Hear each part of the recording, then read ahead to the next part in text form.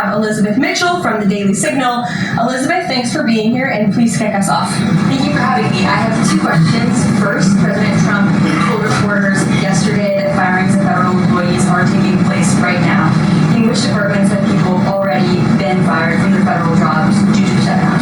The president was referring to the hundreds of thousands of federal workers who have been furloughed as a result of this federal government shutdown, both here at the White House and across the entire federal government, at agencies across the board. There are federal workers who are staying home. Many of them work in the White House. You know them.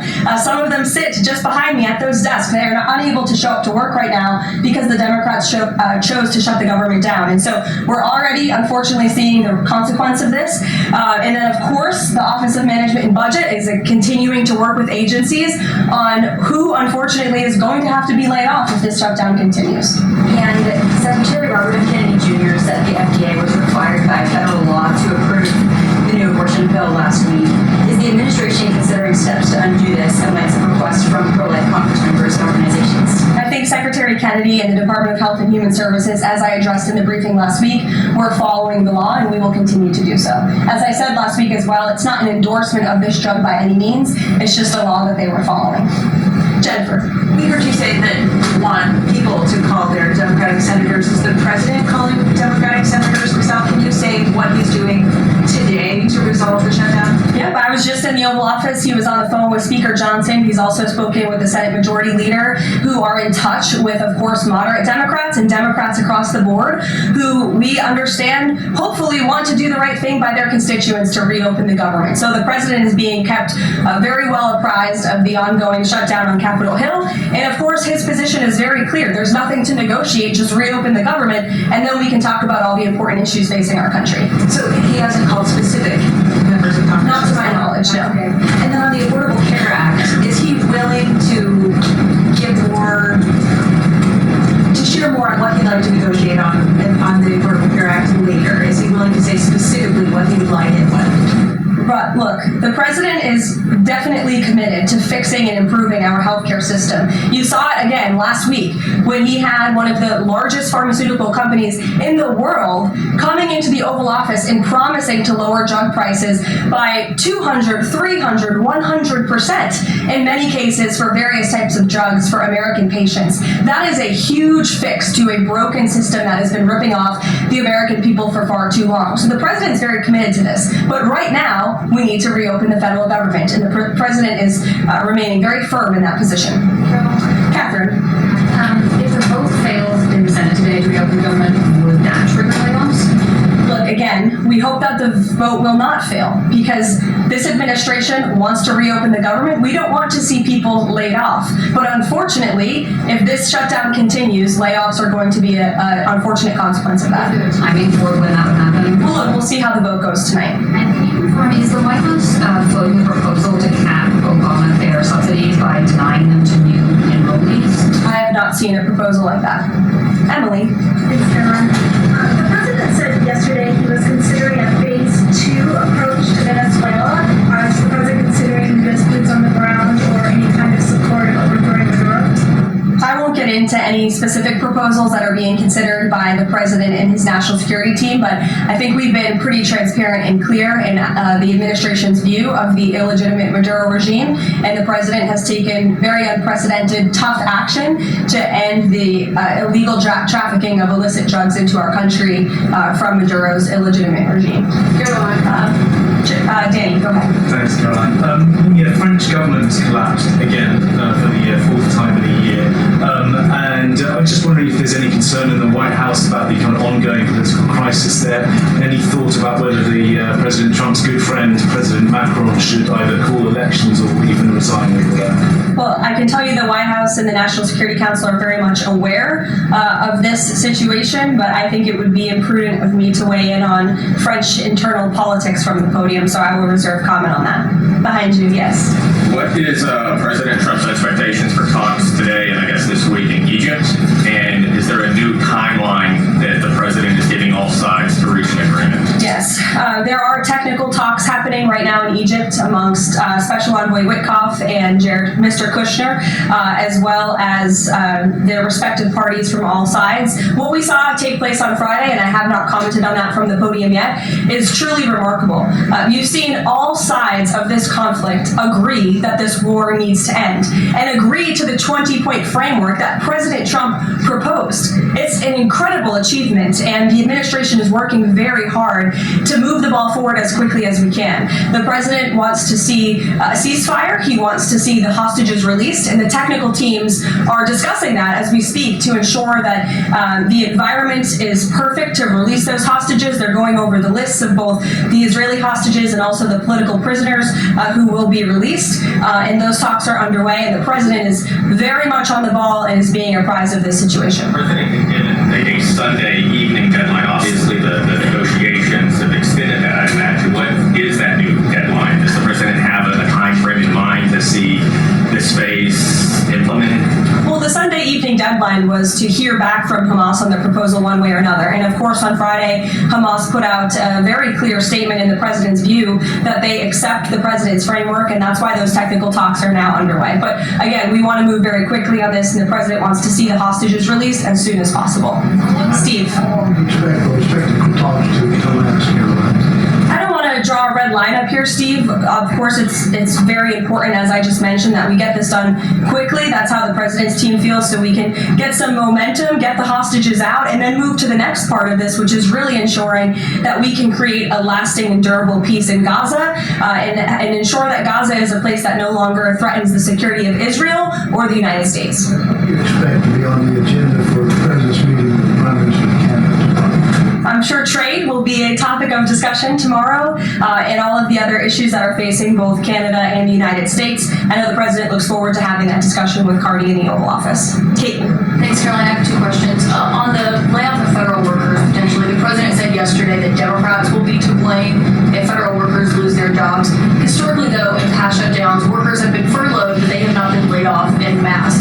So wouldn't that be the president's call to lay people off? As I've said repeatedly, Caitlin, this conversation about layoffs would not be happening right now if the Democrats did not vote to shut the government down. And as I also said last briefing as well, we are $37 trillion in debt, and the government is not receiving any cash. So someone has to look at the balance sheet and be good stewards of the American taxpayer dollar. And layoffs are an unfortunate consequence of that. In his first term, for example. Well, as I'm telling you now, this administration is focusing on checking the balance sheet and ensuring we're doing the right thing by the American taxpayer. And again, these conversations about layoffs would not be happening in the White House today if not for the Democrat shutdown. And they have a choice to change that. They have another opportunity tonight to do the right thing to reopen the government. Joey. Sorry, my second question. A federal judge over the weekend that the president had appointed to the bench in his first term in office basically argued that he could not deploy other states' National Guards to Portland. Basically said that it was untethered, his argument, to what is actually happening on the ground. Which local officials in Portland have said that the National Guard is needed there?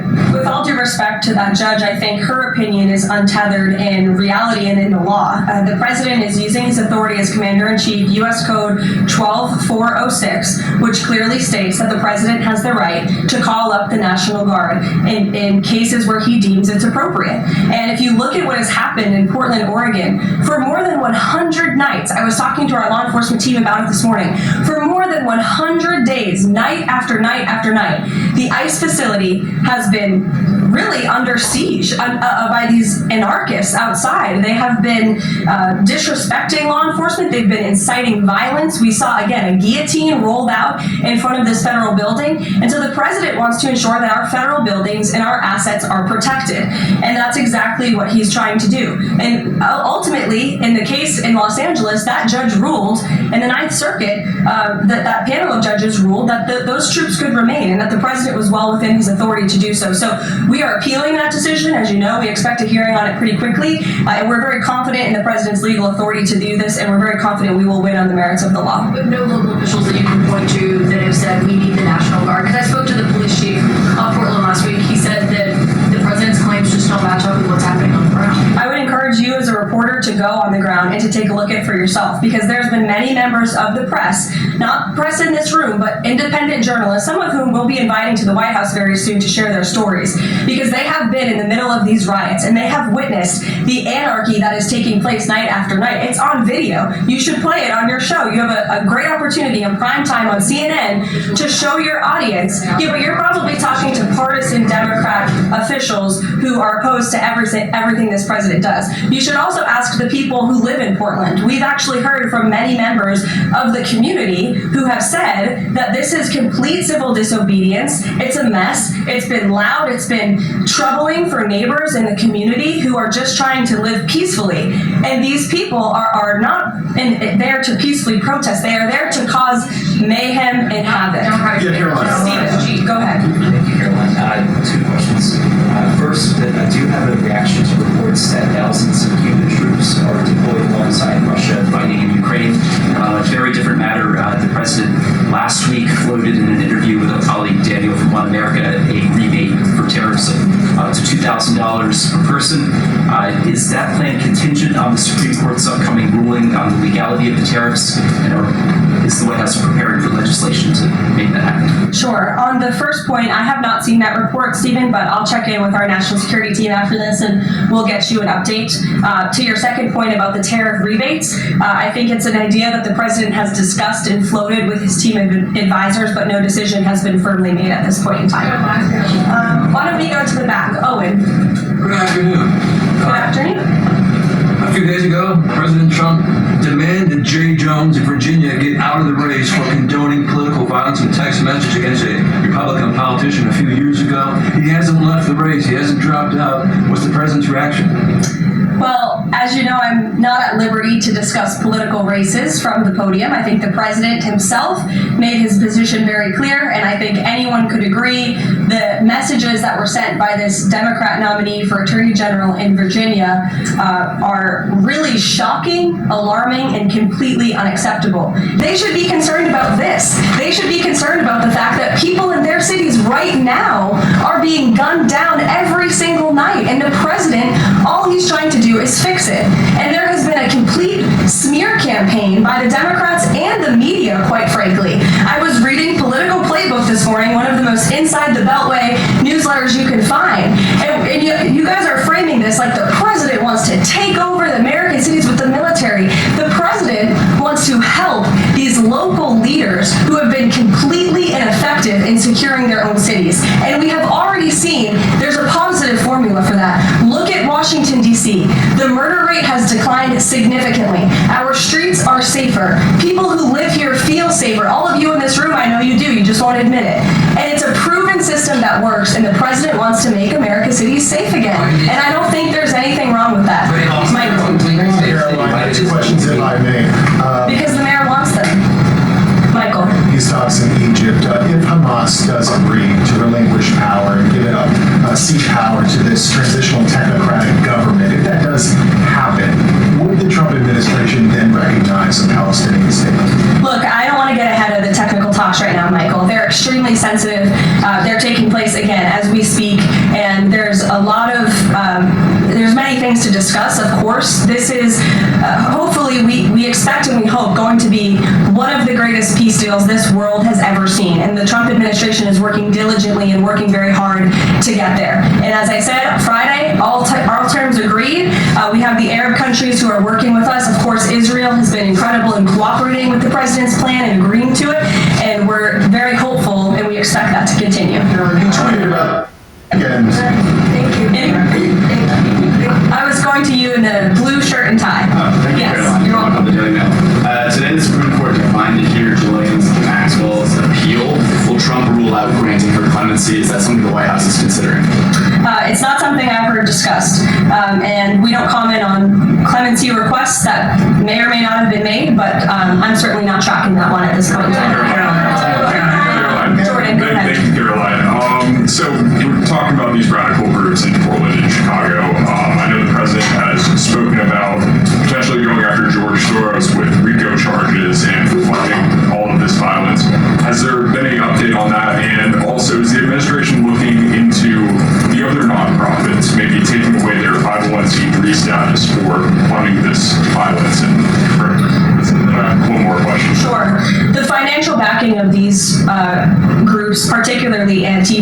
certainly something the administration is looking into aggressively. And the federal government has never really been mobilized or tasked with doing that. So we're kind of kickstarting that into gear. The FBI is working on it alongside the White House's Homeland Security Task Force. We have our intelligence community looking into this as well. And even the Secretary of Treasury is involved with these matters since they are financial in nature. And we will continue to get to the bottom of who is funding these organizations in this organized anarchy against our country and our government. It's a question the American people have been begging the answer for many years, and we're committed to uncovering it. And when we do, I'm sure you'll be one of the first people to know. So, Karoline, thank you.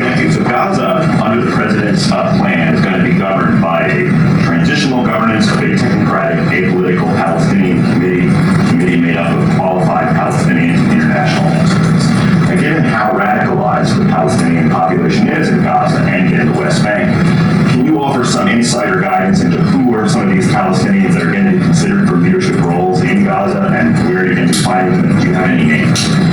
We're not quite there yet, Jonathan. The president believes peace is possible in Gaza, and that's why he presented this detailed and comprehensive plan. The first step of that is securing a ceasefire and releasing the hostages, and then those conversations about ensuring a durable and lasting peace can continue. But what do you need to have peace in a region like Gaza that's been war-torn for far too long? You need security guarantees, and you need good governance. And so those will be two of the priorities that this administration is focused on. If I may, the president has said he wants the government to reopen this week in a deal.